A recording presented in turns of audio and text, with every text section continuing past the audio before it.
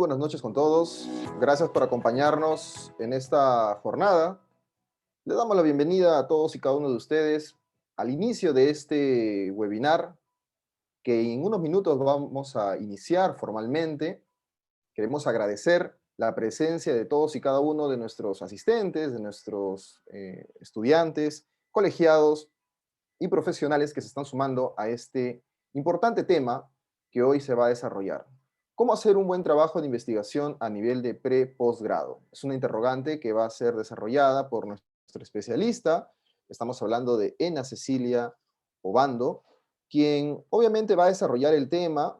Ena Cecilia Obando Peralta es una profesional de destacada trayectoria, luego la vamos a presentar a detalle.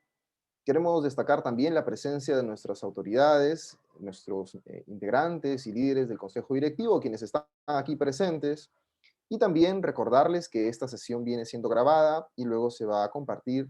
También recordarles que este tipo de actividades forman parte de una serie de estrategias que de una u otra forma fortalecen las habilidades y en este caso, los conceptos y los temas de tendencia que se han desarrollado. Hace unas semanas hemos estado desarrollando ya el primer webinar y el primer curso virtual y hemos cerrado una importante semana con la graduación de la segunda promoción del curso de ofimática para administradores.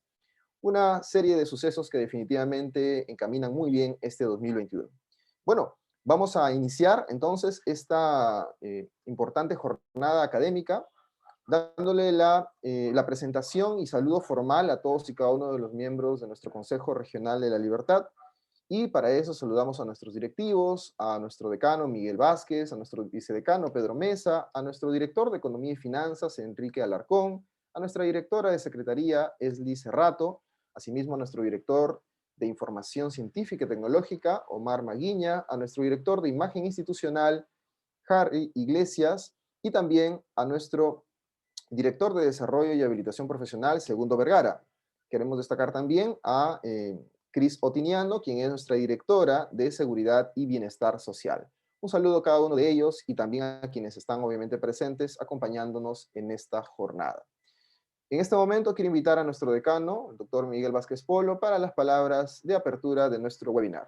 Decano, muy buenas noches. Gracias, muy agradecido, Franco.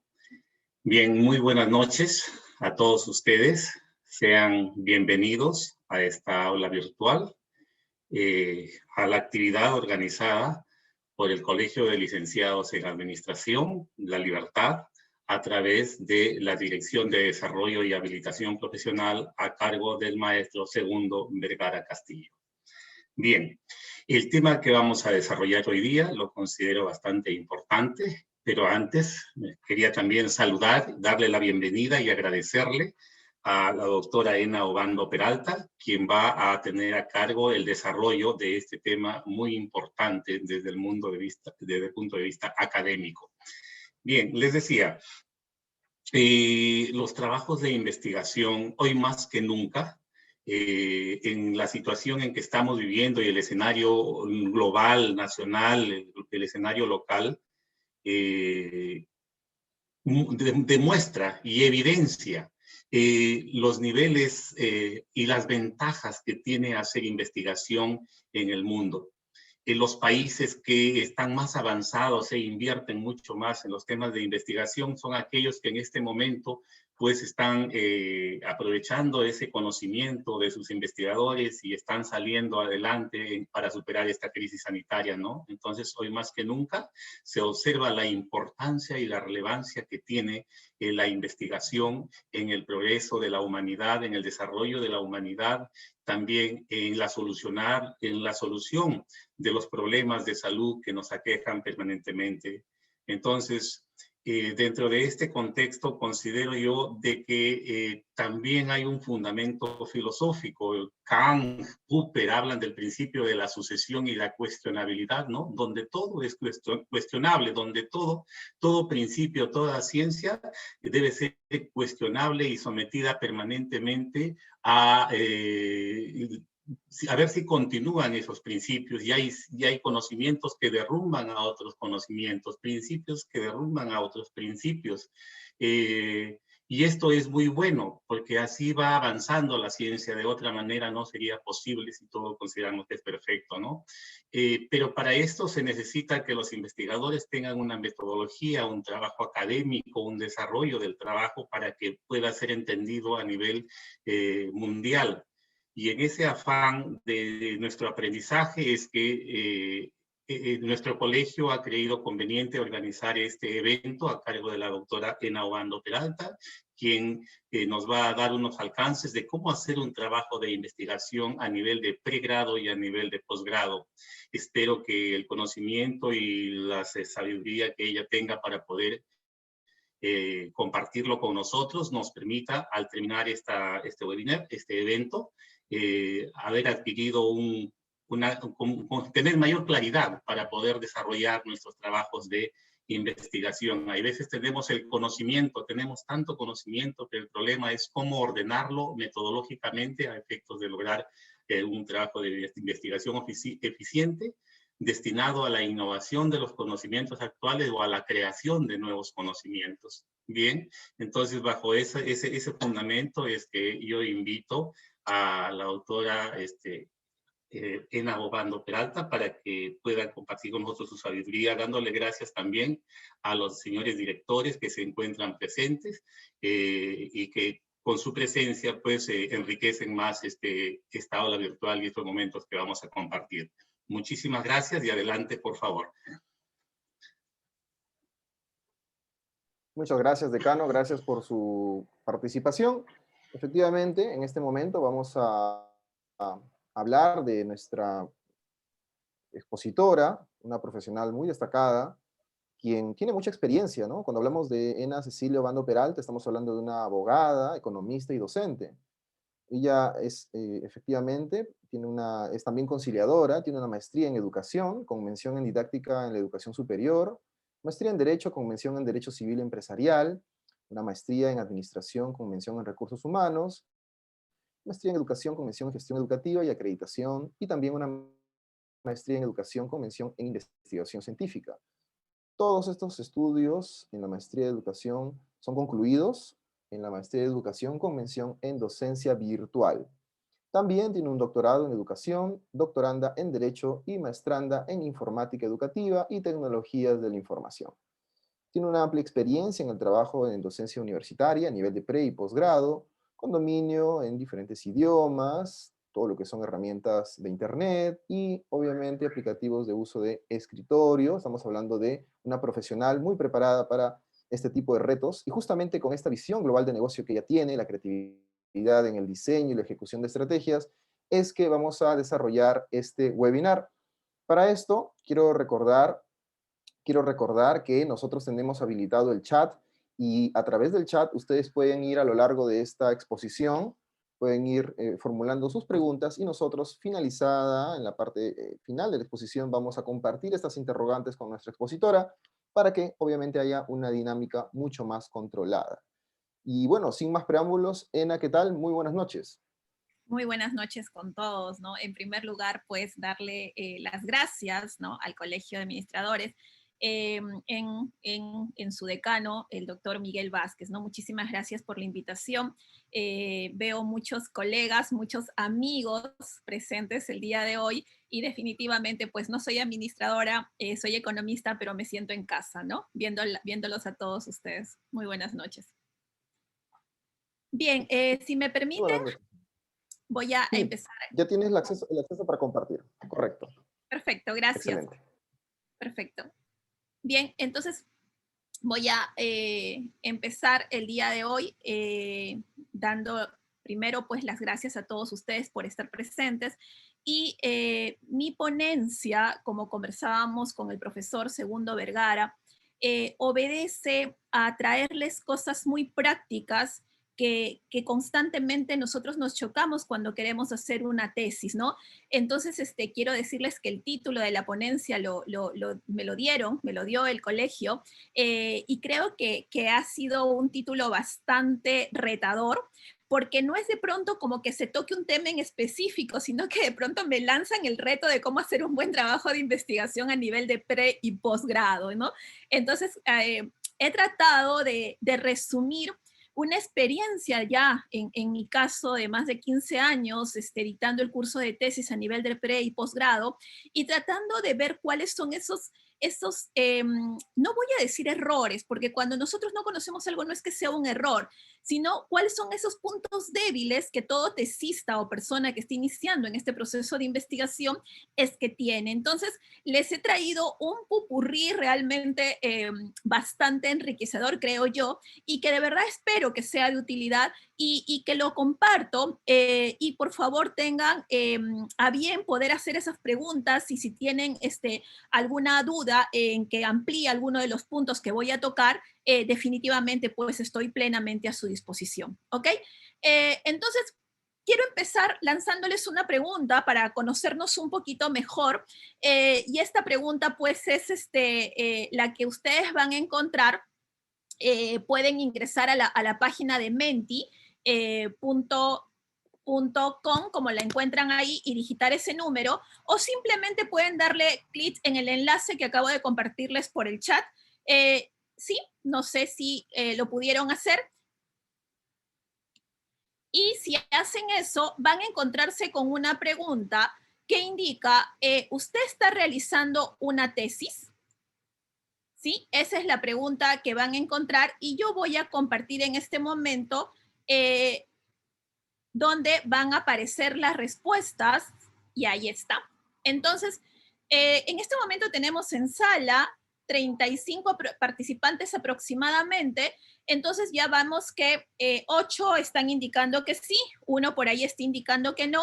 A ver, esperamos unos segundos. 11, 2,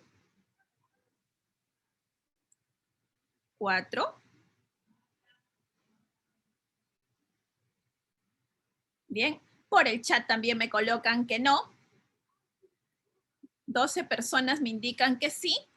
Más o menos me están respondiendo en este momento 16 de los 35 personas que estamos conectados. Ok, entonces la mayoría está realizando una tesis en este momento, ¿sí? La mayoría de las personas que están conectadas acá, e imagino que el otro porcentaje es porque son docentes o de repente pues quieren aprender un poquito más de todo lo que es este mundo de la investigación. Igual, bienvenidos. Tengo otra pregunta, ¿sí? Tengo otra pregunta, y ustedes, a ver, déjenme para dejar de compartir y paso a la siguiente pregunta.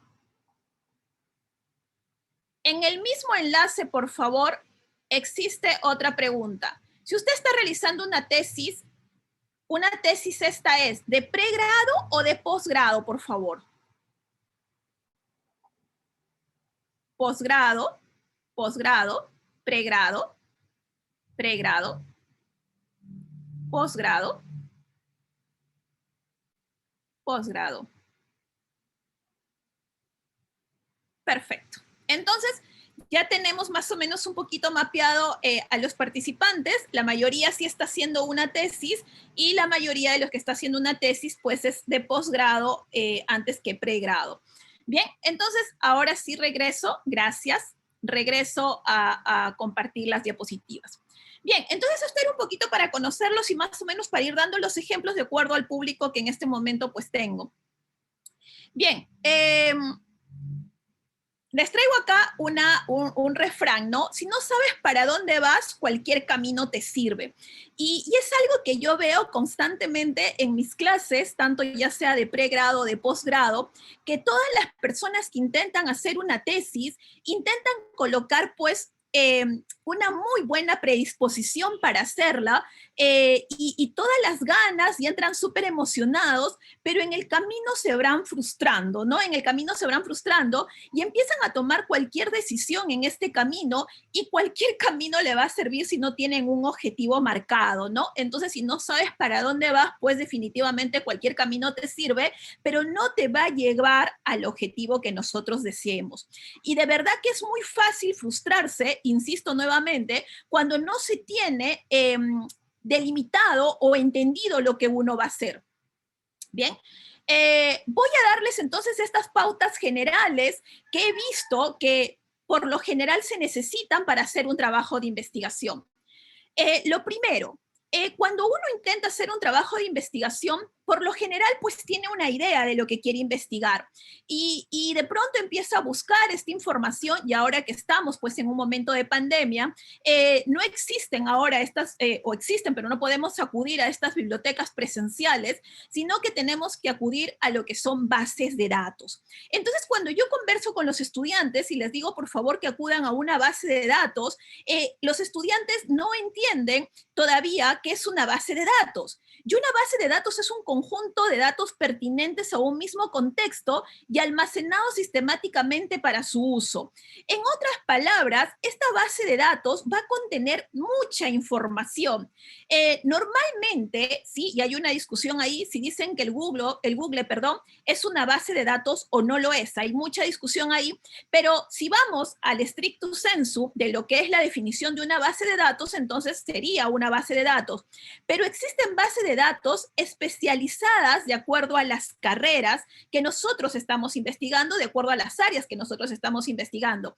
Y una de las ventajas, sí, como les digo a los alumnos en estos momentos, una de las ventajas es que muchas universidades a nivel de Latinoamérica y del mundo, y en el Perú, por ejemplo, la Católica de Lima, ha abierto sus bases de datos, para que cualquier persona que está haciendo una investigación pueda acudir a esta base de datos. Entonces, nosotros en las universidades tienen bases de datos. Las universidades sacan la licencia respectiva y pagan los derechos respectivos para que nosotros podamos acceder a esta base de datos. Les pongo un ejemplo que suelo colocar en clase.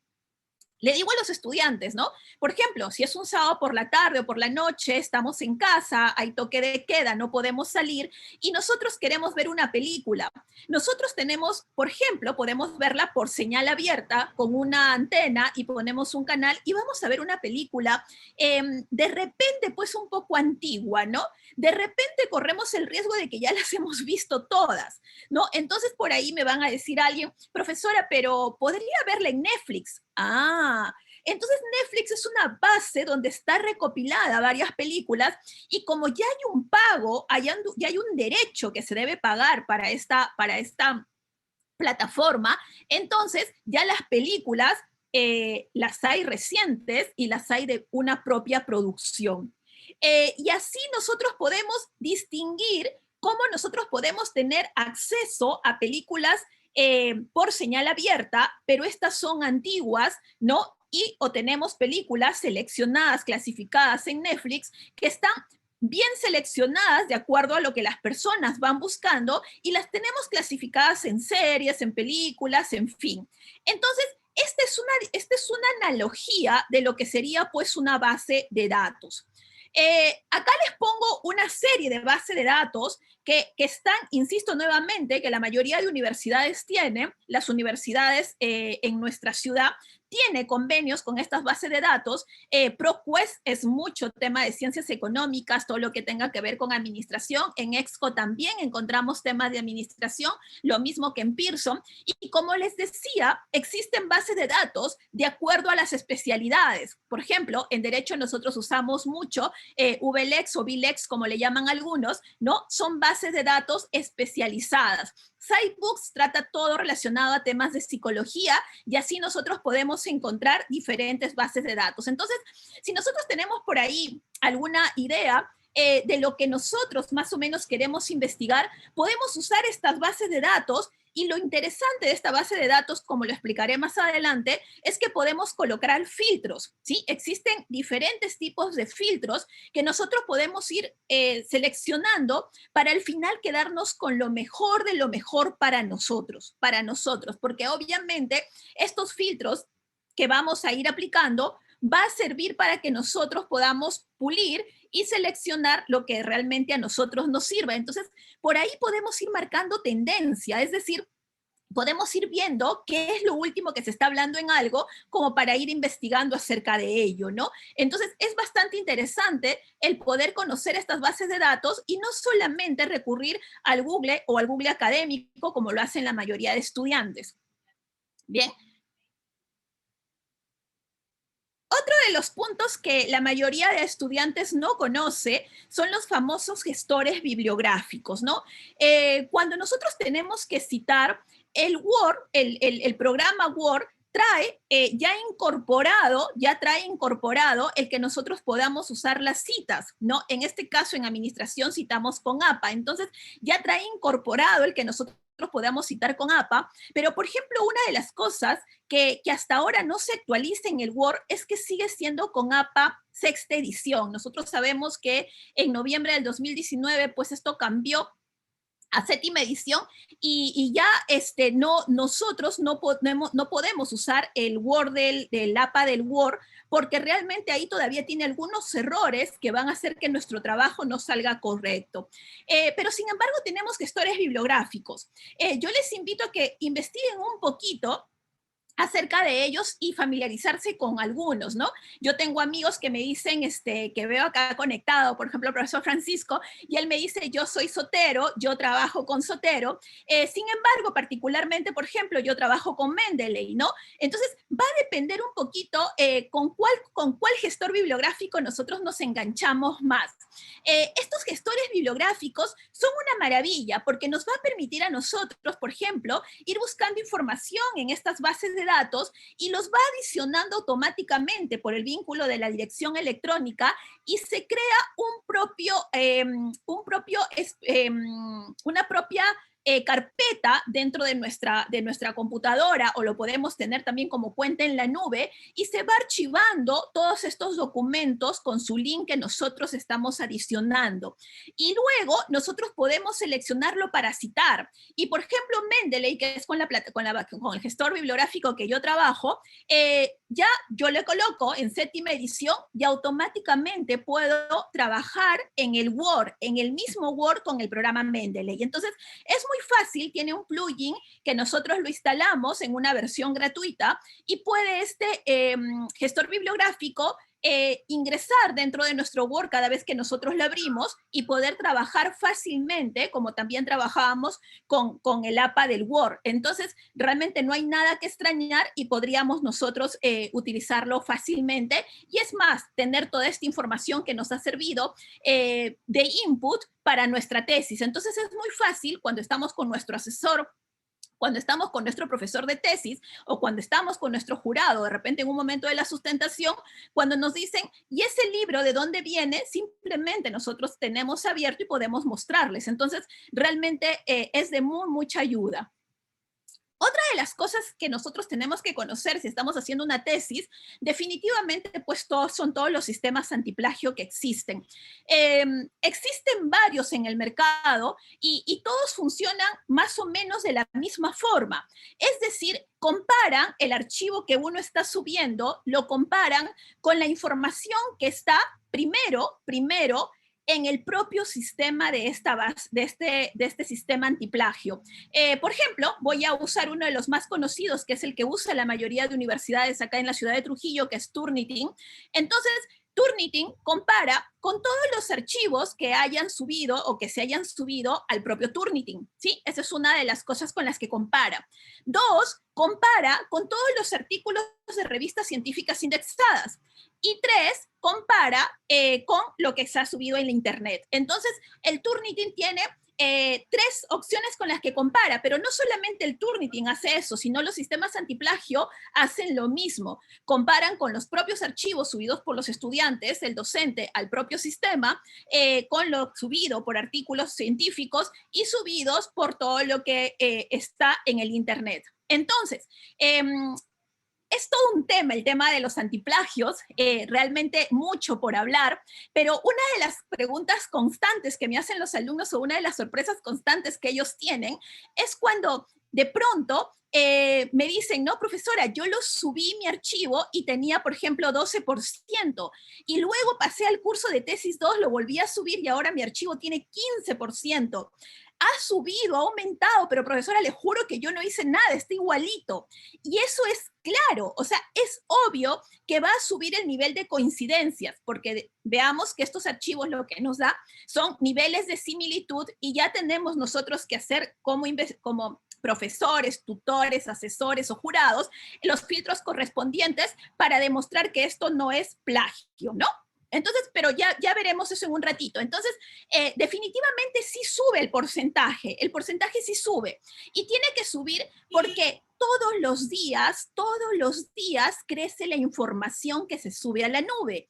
Entonces, es normal que luego de unos meses este archivo que yo sube ahorita, lo subo luego dentro de unos meses, es normal que este archivo pues presente un mayor grado de similitud que antes. Eso es normal.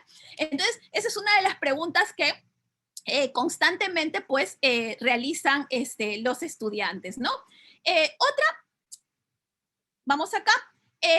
¿Cuáles son los sistemas antiplagios utilizados en nuestra ciudad?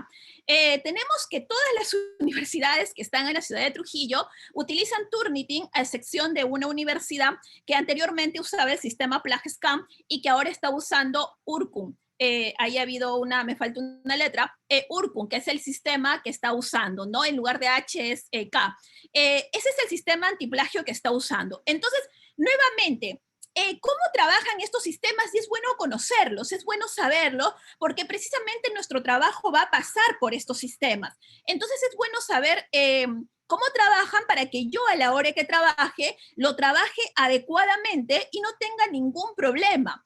Entonces, recordemos, por favor, que no solamente las universidades en las cuales nosotros estamos presentando nuestra investigación van a tener digamos, el tino, la precaución y la obligación de pasar nuestros trabajos por un sistema antiplagio, sino que también esta tesis, para irse a los repositorios, como ustedes saben, también pasan por filtros y los verifican. He sido testigo de cómo vuelven a llamar a la universidad cuando encuentran que un trabajo ha presentado plagio. Y existen innumerables formas de engañar al software.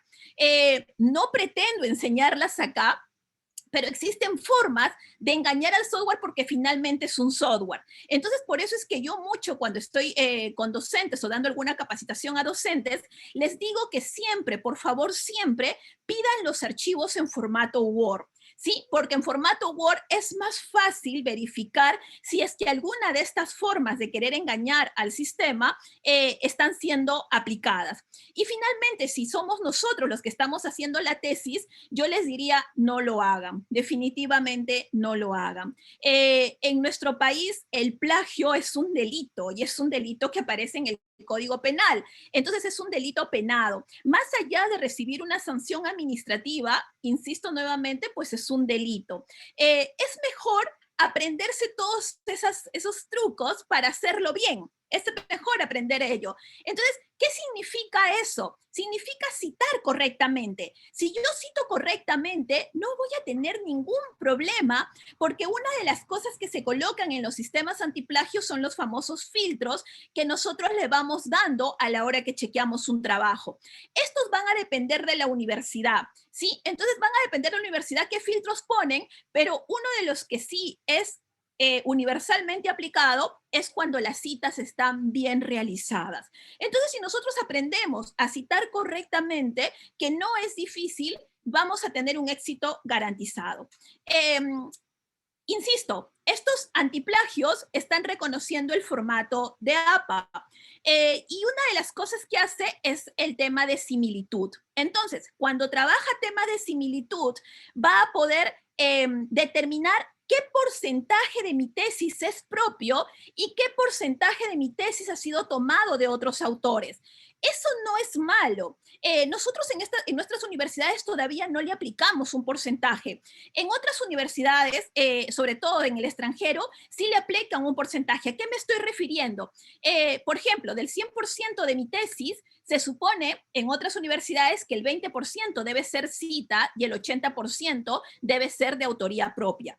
Nosotros no tenemos un porcentaje así delimitado. El porcentaje que colocan las universidades en sus reglamentos de investigaciones es el porcentaje de similitud que tiene que tener tu tesis.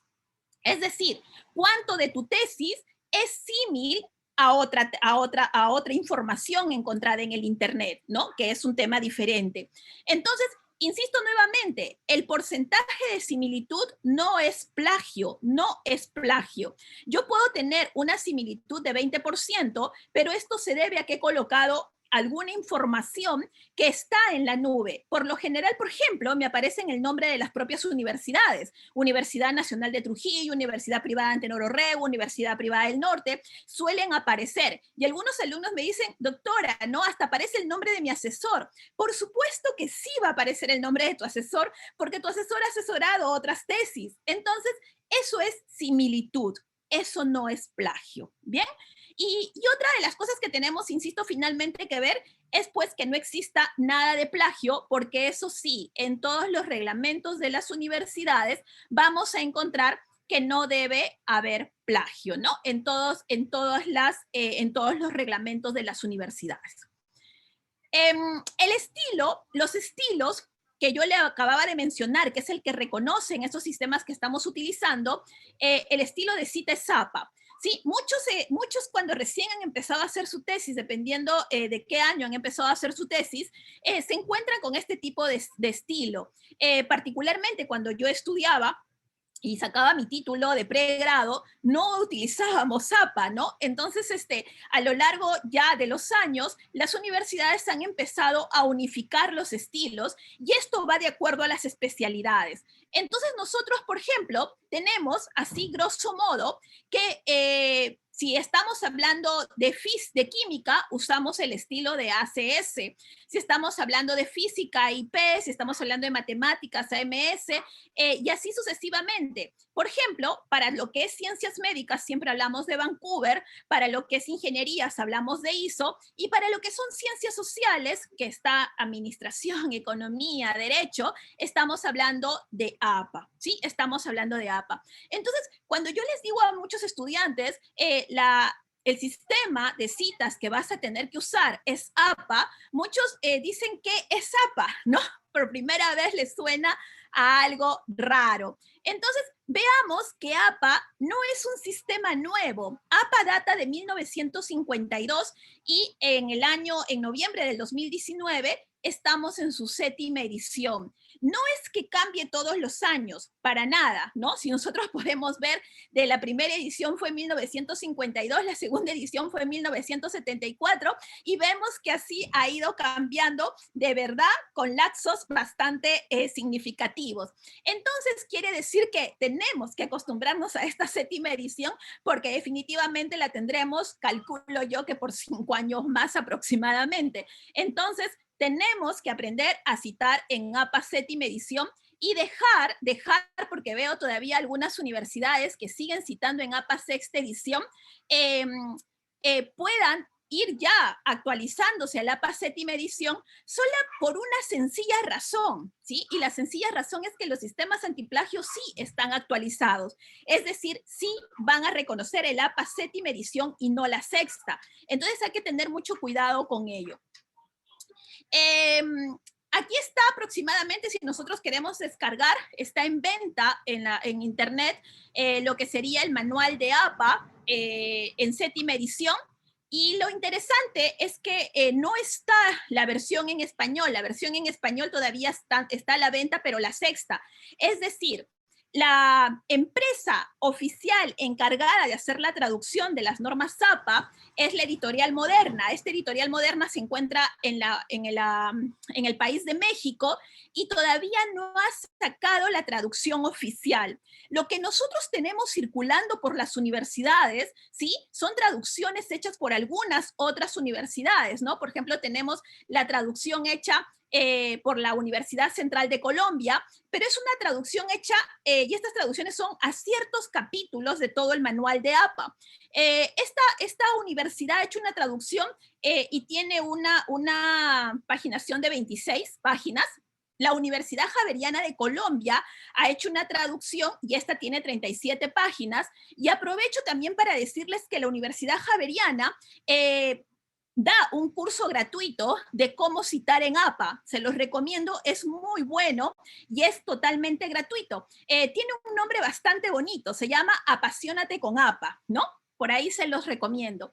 Y luego está versión que ha sacado Amazon. Esta versión es muy buena, se las recomiendo muchísimo. Y es una versión muy completa porque tiene 75 páginas y no solamente pues ha traducido algunas partes, sino que realmente ha traducido algunos capítulos completos. Ahora, ¿qué contenido tiene este manual de APA?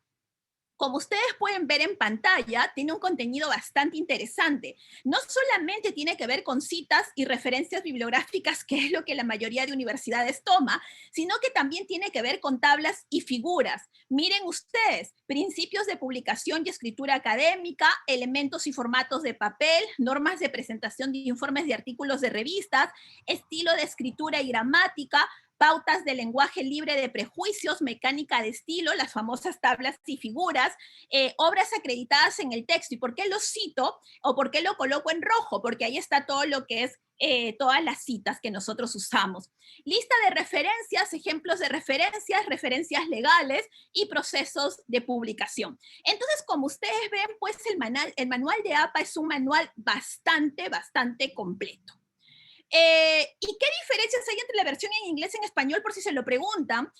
Porque esta ha sido una pregunta que me hicieron en otra ocasión y ya pensé que era acorde colocar las diferencias. Realmente que no son muchas y son bastante imaginables que pueden ocurrir.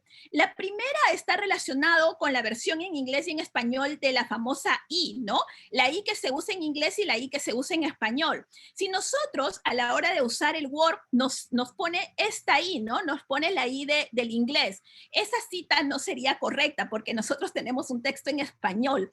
Entonces, cuando nosotros tenemos un texto en español, esa I no debería ir pues la Y que nosotros conocemos. Ese es uno de los errores más frecuentes que se encuentran en una tesis. Luego, otro de los errores que encontramos es el tema de et al, ¿no? Et al, cuando nosotros tenemos más autores, entonces si señalamos y los otros, en el caso de español, esto tiene tilde, ¿no? Acá en la A, entonces tenemos et al. En inglés, obviamente por las razones que el inglés no tilda, no vamos a tener esta tilde. Luego tenemos la forma como se colocan las fechas, ¿sí? En inglés tendríamos 2018, mayo 15, y la adaptación en español 2018, 15 de mayo. Y luego tenemos, igual por un tema del idioma, second edition, segunda edición, y cómo nosotros lo colocamos. Entonces, como ustedes pueden ver, esas son las diferencias más saltantes entre la versión en inglés y en español. Algunas universidades dicen que no están citando en APA séptima edición porque todavía no sale la versión en español.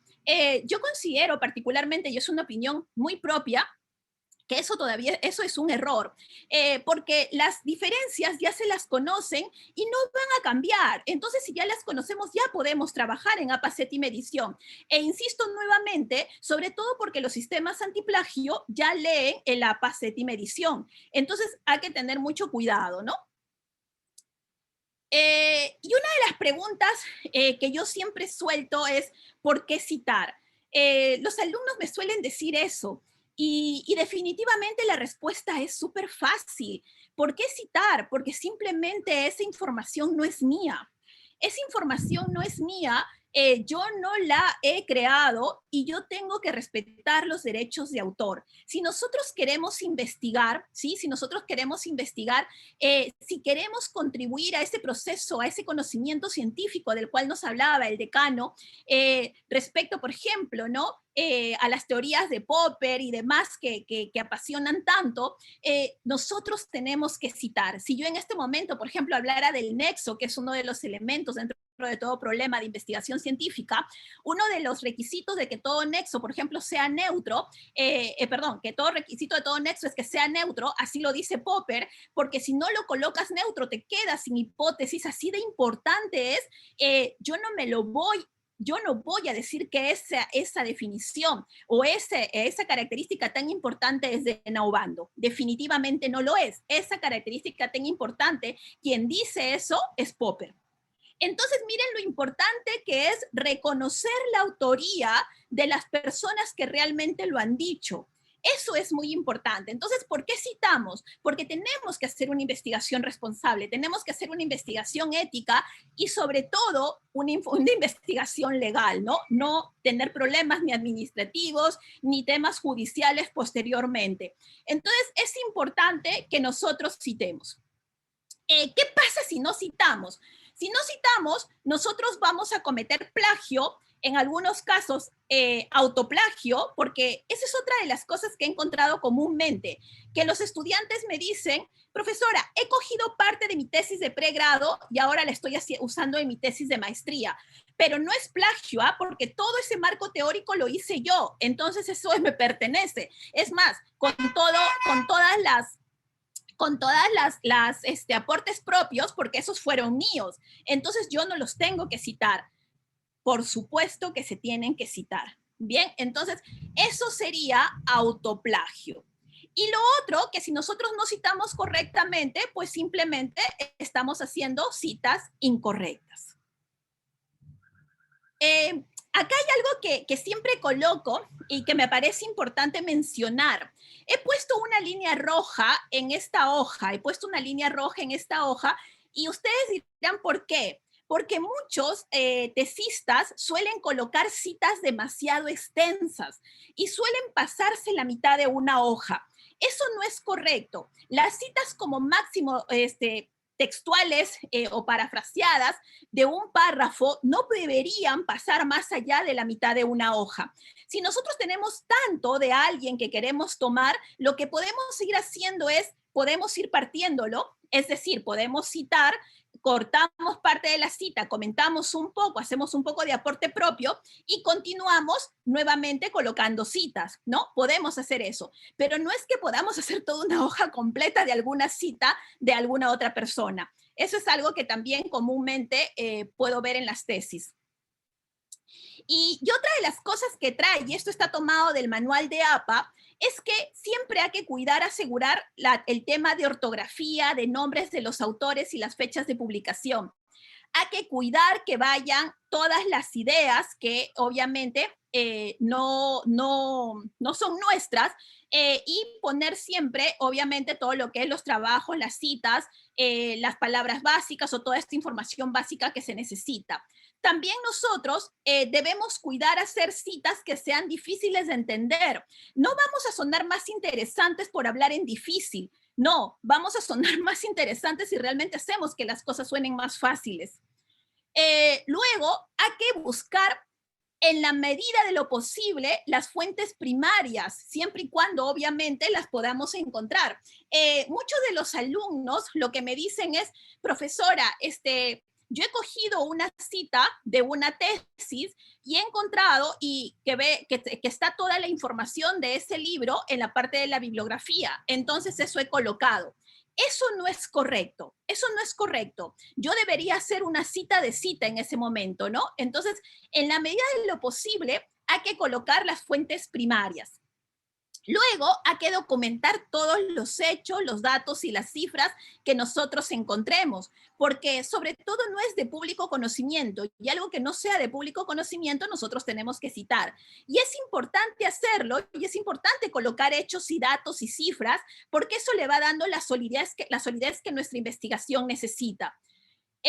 Luego, es importante proporcionar siempre la fecha, ¿sí? Puede haber trabajos, libros que nosotros no encontremos fecha, se coloca ese punto F, pero en la medida de lo posible hay que colocar la fecha, porque es importante trabajar con fechas de los últimos años y no con libros muy antiguos. Entonces, nosotros sabemos que el conocimiento cambia constantemente y es menester, pues, tratar de colocar información de textos recientes. Incluso cuando no se pueda recuperar las fuentes, por ejemplo, si son comunicaciones personales, si de repente alguien me dio una muy buena información porque es muy experto en la materia, pero me lo mandó a mi correo electrónico, yo también debo citar esto como una comunicación personal. Bien, y esta es otra de las preguntas que me hacen, ¿sí? Esta es otra de las cosas que constantemente veo. ¿Cuáles son los tipos o las clases de citas? ¿Cuáles son las clases de citas?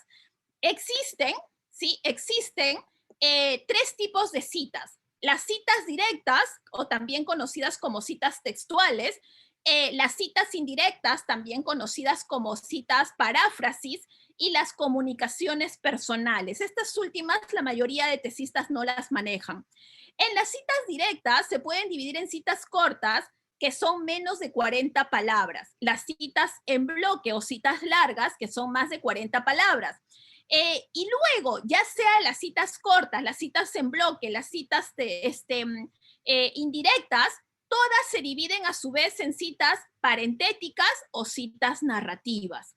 ¿Qué significa una cita parentética? Ese es su nombre correcto. Están basadas en el texto. ¿Qué significa? Que el texto va primero.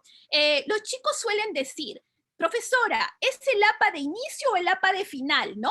¿A qué le llaman los chicos el APA del final? Cuando el apellido del año y en la página van al final, o hablan de APA de inicio cuando nosotros ponemos el apellido y el año al inicio y la página al final. Suelen decir los chicos de esa forma, ¿no? Profesora, ¿es APA de inicio o APA de final? Pero el nombre correcto es cita parentética o cita narrativa. Veamos rápidamente. Acá tenemos una cita directa, corta, parentética, ¿no? Está basada en el texto, y nosotros tenemos acá que cuando es una cita corta, tiene que ir entre comillas y tiene que ir entre paréntesis el apellido, coma, el año y la página. Eso sería una cita realmente bien hecha. Si estamos hablando de una cita corta, directa, narrativa, entonces colocamos primero el apellido, el año, la cita y la página al final. Una cita en bloque ya tiene otras características. Estamos siempre hablando de citas textuales.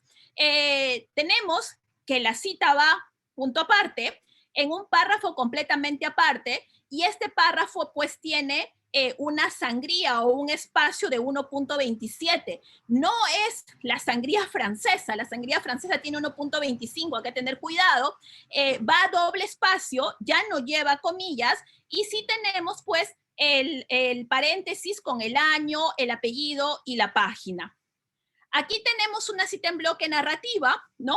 Tenemos el apellido, el año al inicio, aparte tenemos la cita en doble espacio y la página. Entonces ahí tenemos una cita narrativa. Luego tenemos las citas indirectas o las citas paráfrasis. Estas citas nosotros ya no colocamos lo que dice el autor textualmente, sino nosotros ya le vamos a dar con nuestras propias palabras, vamos a expresar la idea que el autor ha dicho, pero obviamente dentro del contexto que se dijo, ¿sí? Entonces hay que tener mucho cuidado en eso.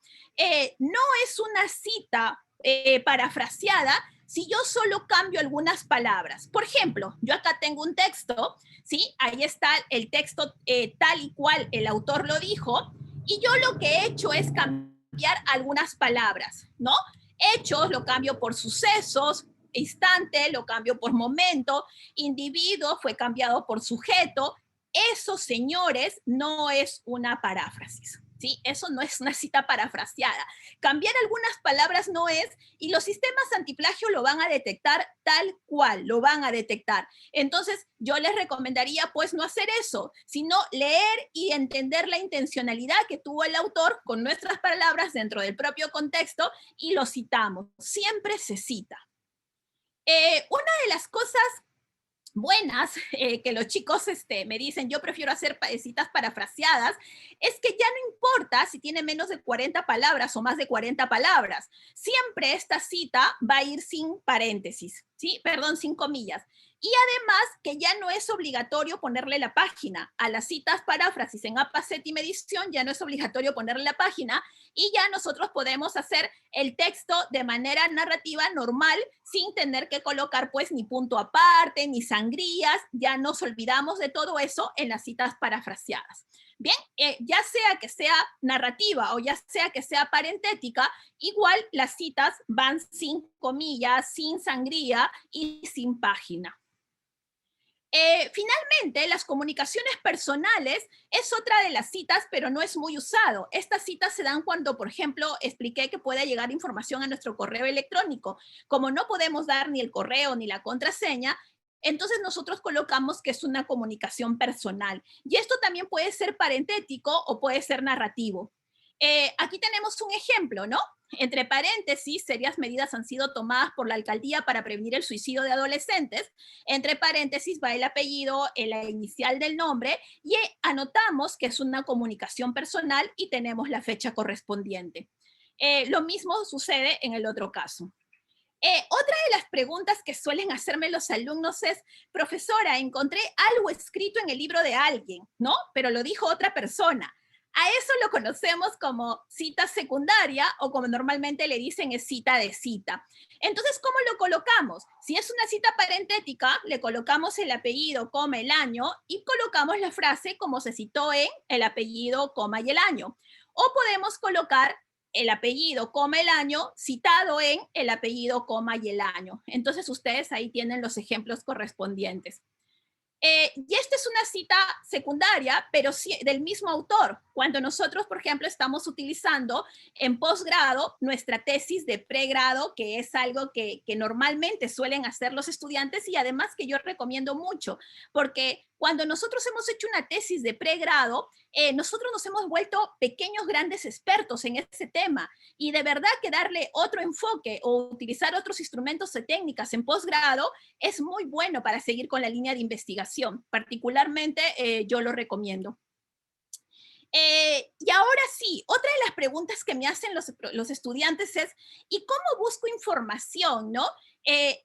Paso horas y horas buscando información y no me sale nada, profesora. En verdad que busco y encuentro páginas que no tienen nada que ver. Ya sea que lo busque en una base de datos o ya sea que lo busque en una plataforma de acceso libre como el Google Académico, igual no tengo la información que quiero. Entonces, ¿qué debemos hacer? Uno de los trucos, pues, es usar operadores booleanos, ¿no? Estos nos van a ayudar mucho y funcionan de la siguiente manera. Por ejemplo, si yo quiero una investigación o una tesis que verse sobre relación entre el liderazgo y los conflictos laborales, entonces la mayoría de las personas o de los tesistas hacen esto: tesis sobre liderazgo y la relación con la solución de los conflictos laborales. Pésimo, mala idea. ¿Por qué es mala idea? Porque yo le estoy diciendo al buscador que por favor busque en un documento que existan todas esas palabras, pero pueden aparecer a lo largo del documento. Bien, entonces miren el resultado. Me da 9.850.000. ¿Se imaginan revisar 9.850.000? Es algo realmente imposible, ¿no? No voy a poder revisar eso, y está probado científicamente que la mayoría de las personas no pasan de las 10 páginas revisando. Me refiero a las 10 páginas que aparecen en la parte inferior, ¿no? Empiezan a revisar y a todos nos ha pasado que encontramos algunas de estos archivos que no tienen nada que ver con nuestro tema, absolutamente nada que ver. ¿Qué podemos hacer? Yo les recomiendo utilizar estos operadores booleanos, ¿sí? Para que no nos pase eso. Por ejemplo, la palabra liderazgo aparece en la primera página, la palabra laborales aparece en la página 11, la palabra tesis aparece en la página 38 y la palabra relación aparece en la 134. Y este documento, que ha sido un archivo DOC, no tiene nada que ver con nuestra tesis, pero nos apareció en la búsqueda. Entonces, vamos a usar nuestras palabras clave. Pero tampoco es muy buena idea, ¿sí? Yo uso mis palabras claves que ustedes me dirán es liderazgo y conflictos laborales. Y miren cuánto me aparece, 28.100, ¿no? Perdón, 28.100.000, ¿no? Y nos aparece esto en 48 segundos. Y también puede suceder que no tiene nada que ver con lo que nosotros hemos solicitado. Bien, veamos acá el ejemplo. Igual puede ser que laborales esté en la página 1, liderazgo en la página 11 y conflictos en la página 134.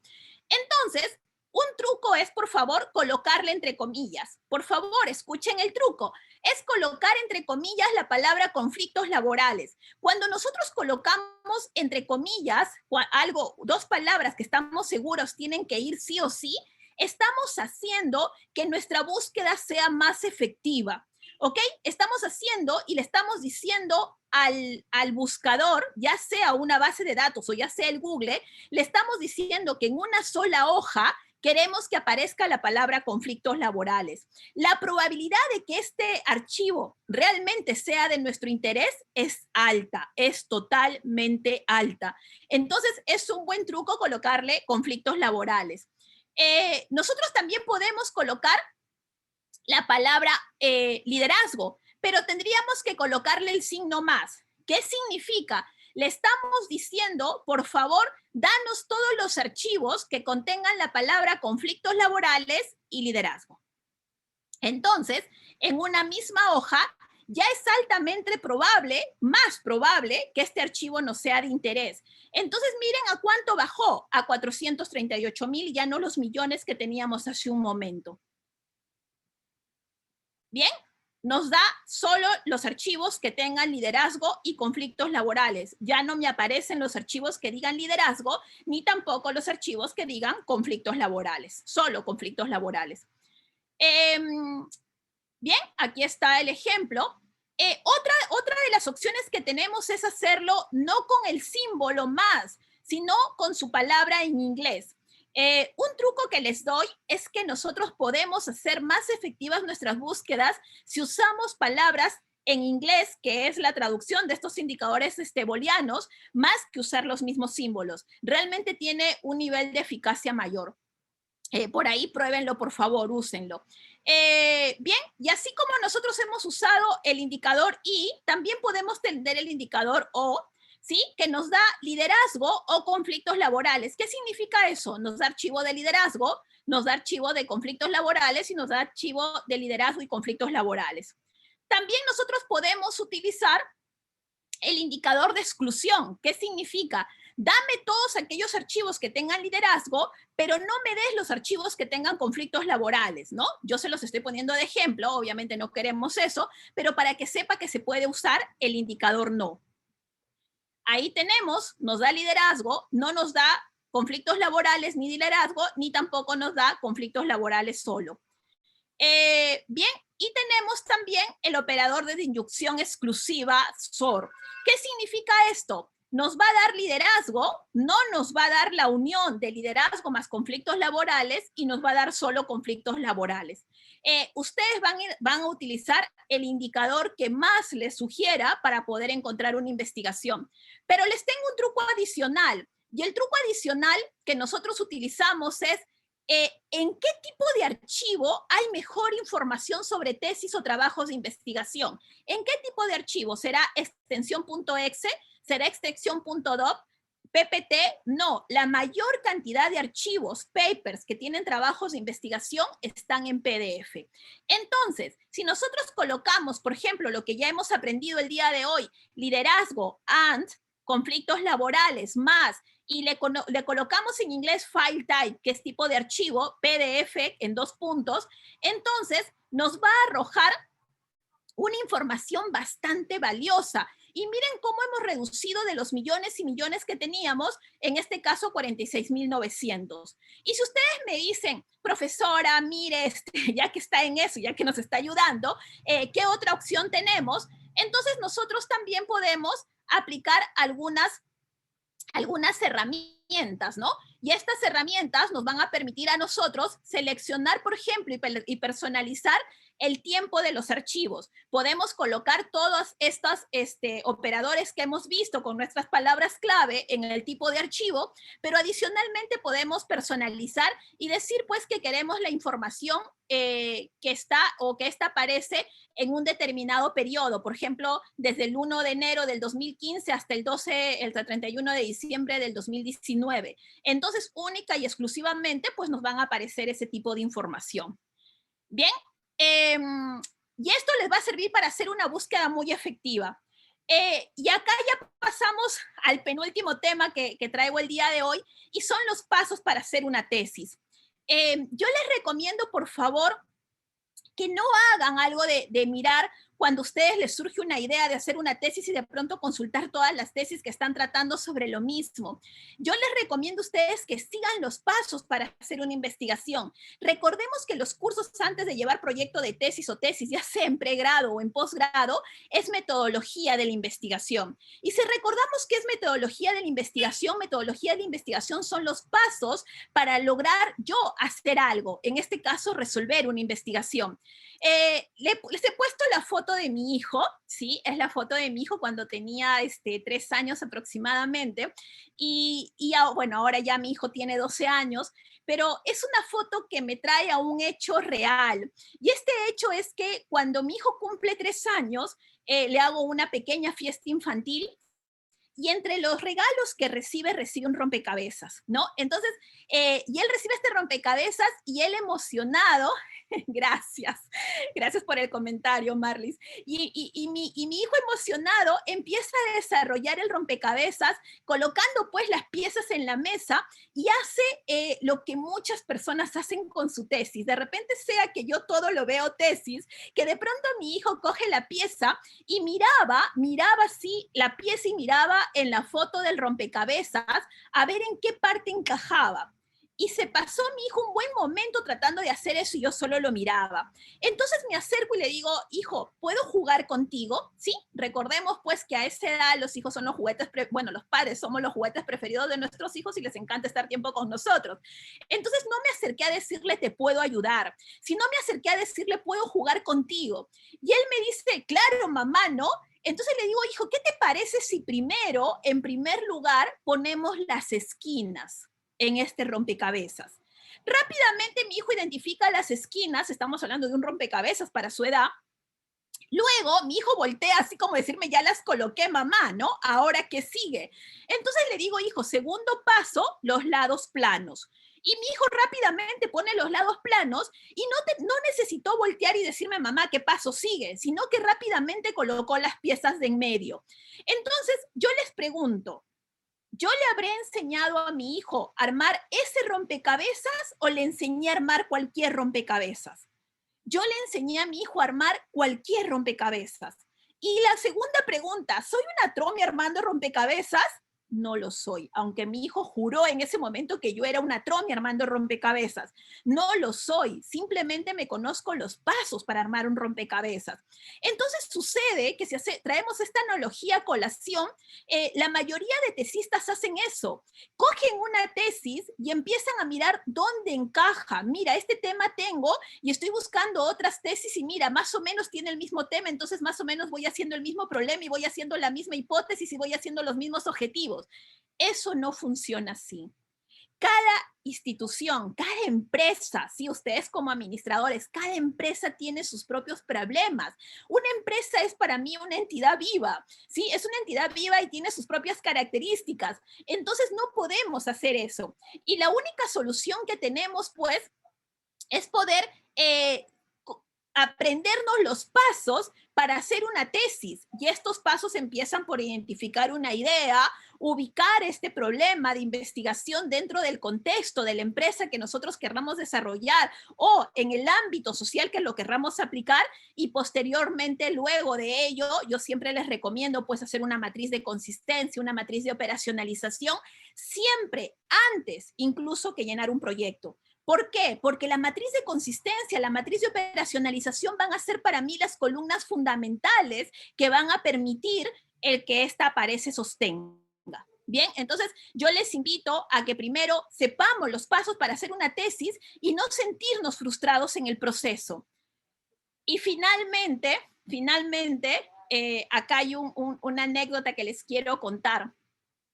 Yo conocí a Sampieri, vino a Trujillo a hacer una ponencia, ¿sí? Y recuerdo pues que me levanté súper temprano, fui a sentarme para estar en primera fila y sale Sampieri a la ponencia y dice, les quiero pedir perdón. Entonces, de pronto, cuando yo escuché eso, denme un segundo, me sale batería baja, denme un segundo, por favor. Entonces, cuando yo escuché que él dijo, quiero pedirles perdón, yo pensé que él estaba refiriendo a que de repente cancelaba la ponencia, ¿no? Entonces, yo asustada, porque obviamente, pues, estábamos ahí para aprender, Yo asustada, pensé que le iba a cancelar y luego dice, bueno, yo les quiero pedir perdón porque he hecho mal mi libro, ¿sí? Mis libros, que de repente ustedes los conocen y los tienen, están enfocados y están trabajados de mala manera. Entonces de pronto yo dije, ¿qué? Perdón, de mala manera. Y creo que todos los que estamos acá, ya sea que estemos haciendo una tesis, sea que querramos aprender un poco más sobre el tema de investigación, o sea que seamos docentes, hemos llegado a ver este libro, ¿sí? De metodología de la investigación de Sampieri, Fernández, Batista, en fin. Entonces, y resulta que él dice, he estado completamente equivocado, ¿cómo enfoqué mi libro? Y les quiero pedir perdón. Entonces se acerca a los participantes y empieza a preguntarles, ¿qué utilizarías? ¿Un serrucho o un martillo? Entonces, algunas personas le decían serrucho, otras le decían martillo, y de pronto alguien le dijo, no sé, pues, ¿qué quiere que haga? No puedo escoger a priori si es serrucho o martillo, ¿no? Si usted primero no me indica qué es lo que yo quiere o qué es lo que quiere que yo haga. Entonces él le dijo, esta es la respuesta, por eso es que les estoy pidiendo perdón, porque en mis libros yo primero he tratado el capítulo del enfoque, y el enfoque va a obedecer a la técnica o instrumento que deseamos aplicar. Y eso no es correcto. Primero deberíamos ver el problema y luego, sabiendo el problema, nosotros vamos a averiguar qué instrumento vamos a utilizar, y sabiendo qué instrumento vamos a utilizar, vamos a saber qué enfoque es nuestra investigación. ¿Sí? Entonces, miren lo interesante. ¿Qué necesitamos? Serrucho, martillo. Y eso es algo que sigo viendo en muchas clases, que los profesores siguen diciendo, tu investigación, ¿qué va a ser? Piensa una idea, si esta va a ser cualitativa o si esta va a ser cuantitativa. Y creo que primero deberíamos enfocarnos al problema. Y luego que tenemos el problema, ver qué instrumento vamos a necesitar para resolver ese problema, y luego pues saber qué tipo de enfoque va a ser, ¿no? Entonces, por ejemplo, si yo tengo, por ejemplo, una entrevista, obviamente si mi técnica es entrevista, voy a necesitar como instrumento una ficha de entrevista, y eso va a ser un enfoque cualitativo. Y si va a ser una encuesta, eso es, vamos a necesitar una ficha de encuesta. Ay, perdonen, acá hay un error que sí no lo voy a permitir. Perdón. Eso va a ser cuantitativo, y entonces mi investigación,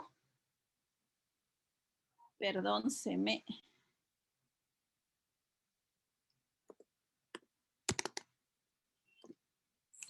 borró.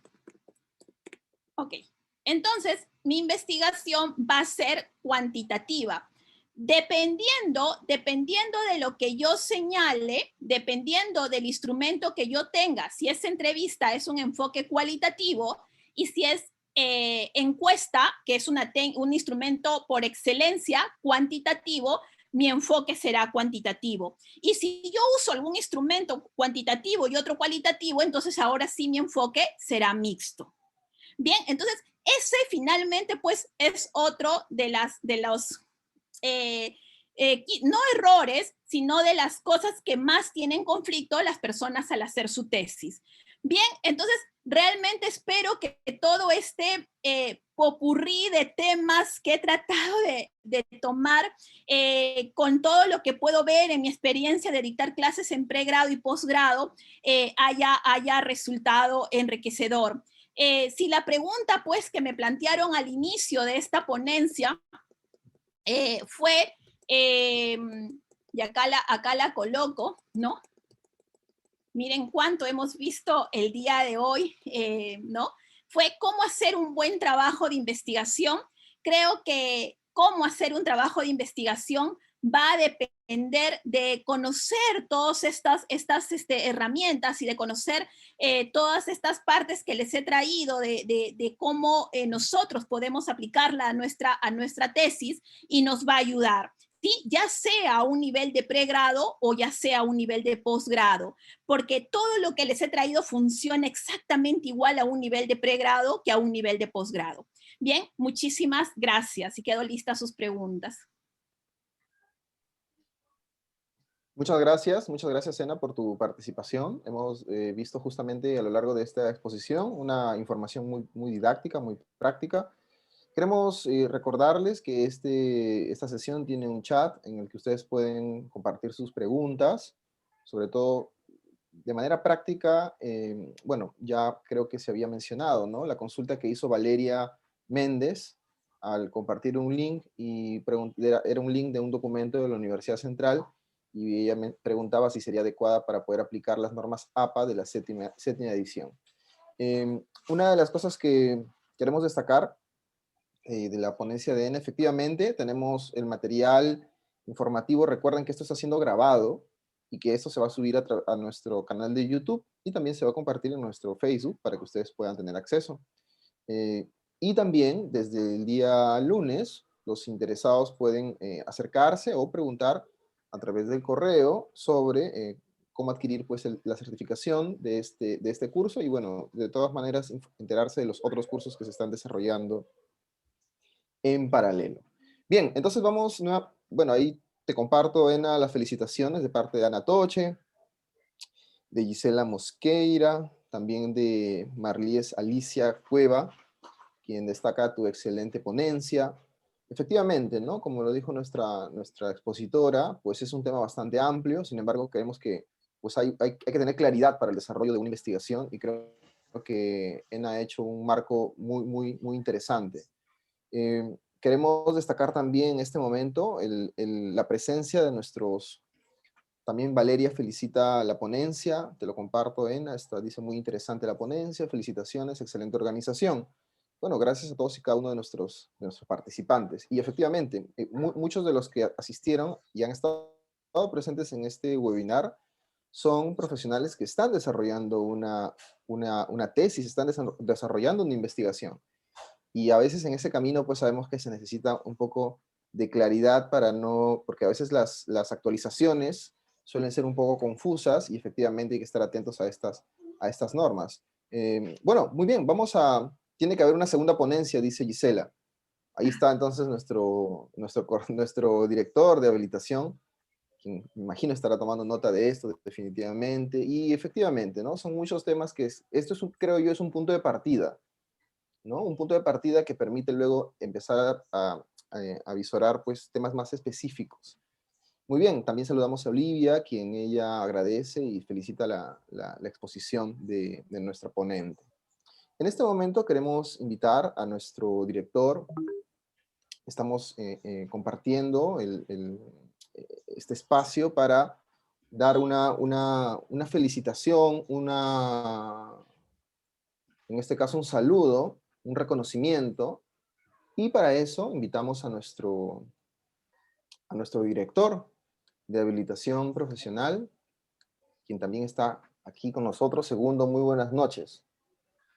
Buenas noches, Franco. Buenas noches. Bien, estimados colegas y amigos, muy buenas noches con todos. En primer lugar, quiero agradecer a Dios por permitirnos estar reunidos nuevamente en este evento de desarrollo profesional, y a la vez felicitar a todos ustedes por su participación en nuestro segundo webinar del año 2021, denominado "Cómo hacer un buen trabajo de investigación a nivel de pre- y postgrado", que tan excelentemente ha desarrollado la doctora Ena Obando Peralta, a quien le agradezco a nombre del Colegio Regional de Licenciados en Administración de la Libertad por su tiempo, su disposición a compartir con nosotros sus conocimientos y expertise, que estamos seguros que será de suma utilidad para todos nuestros trabajos de investigación, cuando optamos lógicamente por un nuevo grado académico, tanto a nivel de posgrado como en pregrado. Por lo cual, estimada Ena, a nombre de nuestro colegio profesional y como su director regional de desarrollo y habilitación, te hacemos llegar este diploma de reconocimiento que representa nuestro agradecimiento profundo, como el de todos los que estamos presentes en este evento, por tu aporte en esta noche. Muchas gracias y esperamos muy pronto contar nuevamente con tu presencia en un próximo evento. Muchas gracias a mi estimada amiga. Bendiciones. Muchísimas gracias. Gracias al señor decano Miguel Vázquez Polo. Muchísimas gracias, profesor Fernando Vergara, y a través de ustedes a todos los miembros de tan prestigioso Colegio Regional de Licenciados en Administración, y a todas las personas que el día de hoy nos acompañaron y a las que verán este video luego por sus redes sociales. Muchas gracias por la invitación. Feliz y encantada de poder volver a estar en otra oportunidad cuando ustedes lo crean conveniente. Gracias. Muchas gracias a nuestra expositora, los aplausos y el reconocimiento de todos nosotros. Queremos invitar a todos los participantes a que puedan activar sus cámaras. Vamos a desarrollar el registro fotográfico respectivo. Para eso también pido apoyo al equipo técnico que muy bien ha estado acompañando en esta jornada, a Brigitte y a Livet, para que puedan tomar la captura respectiva. Yo voy a hacer el conteo. Gracias a todos los que están activando sus cámaras. Vamos a dejar de compartir. Ahí está, perfecto. Muy bien, gracias Silvia, gracias Valeria, gracias Roberto, Sheila, Denise, Donaldo, Gabriela, Jorge, Nelly, muchas gracias. Bien, a la voz de 3 entonces vamos haciendo una primera captura, ¿de acuerdo? A la 1, a las 2 y saludos a las 3. Muy bien, una primera imagen, vamos una segunda imagen, un momento por favor. Levantamos la mano y saludamos, ¿de acuerdo? Muy bien, a la 1, a las 2 y a las 3. Perfecto.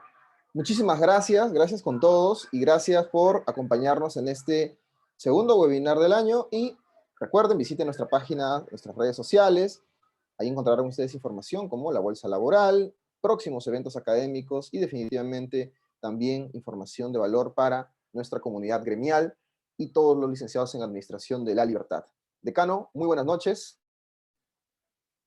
Y un saludo a todos y cada uno de nuestros directores que están aquí con nosotros también. Muy buenas noches, muy buenas noches. Agradecido a la doctora Elena Cecilia. Hasta pronto. Gracias. Gracias.